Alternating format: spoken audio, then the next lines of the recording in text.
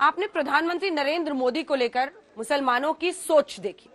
ये भी एक बड़ी सच्चाई है कि 14 हो 19 हो बहुत कम मुस्लिम वोटर्स बीजेपी के लिए वोट डालने पहुंचे। ऐसे में सवाल यह है कि भारतीय जनता पार्टी आखिर ऐसा क्यों सोच रही है कि 2024 में वो मुस्लिम वोटर्स को अपनी तरफ रिझा पाएगी। देखिए, इसमें जो सोच है वो यही है। प्रधानमंत्री हमेशा कहते हैं सबका साथ, सबका विकास, सबका विश्वास, और इसीलिए प्रधानमंत्री नरेंद्र मोदी को ये साफ लगता है कि 2024 की इस लड़ाइयों में, जब वो लड़ाई में उतर रहे मैदान में, तो मुस्लिम भी उनके साथ होंगे क्योंकि उन्होंने उनका विश्वास पाने के लिए काम किया।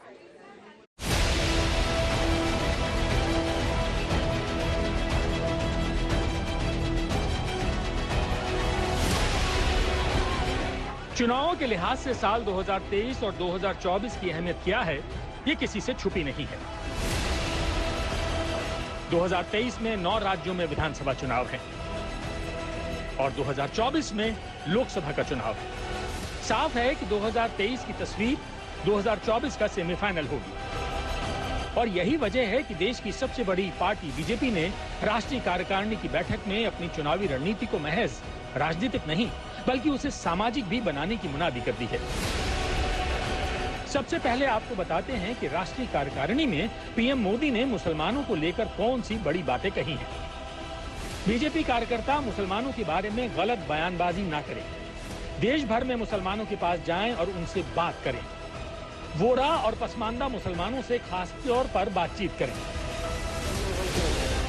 अभी तक अपने देश में चुनाव आते ही 80 बनाम 20 की लड़ाई के बारे में चर्चा सुनी होगी, लेकिन इस दफा लगता है कि बीजेपी की रणनीति में चेंज है।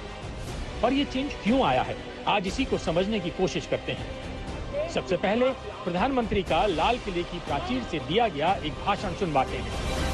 यही समय है, हमारे देश को भी बदलना होगा और हमें एक नागरिक के नाते अपने आप को भी बदलना ही होगा। सबका साथ, सबका विकास, सबका विश्वास, इसी श्रद्धा के साथ हम सब जुट चुके हैं। अब मोदी का मुसलमान और खासतौर पर पसमानदा मुसलमानों की तरफ झुकाव क्यों हो रहा है, इसे समझते हैं। बीजेपी को चाहिए और विस्तार।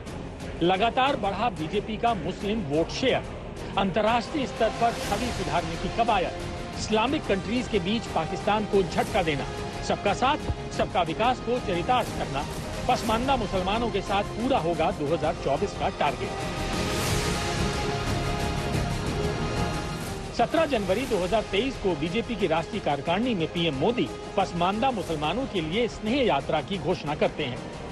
इस यात्रा का मकसद पसमानदा मुसलमानों के घर घर पहुंचकर बीजेपी से जोड़ने की पहल करना है।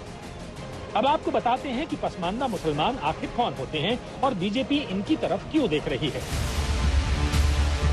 पसमानदा शब्द फारसी से लिया गया है, जिसका मतलब है समाज में पीछे छूटे लोग। भारत में पिछड़े और दलित मुसलमानों को पसमानदा कहा जाता है।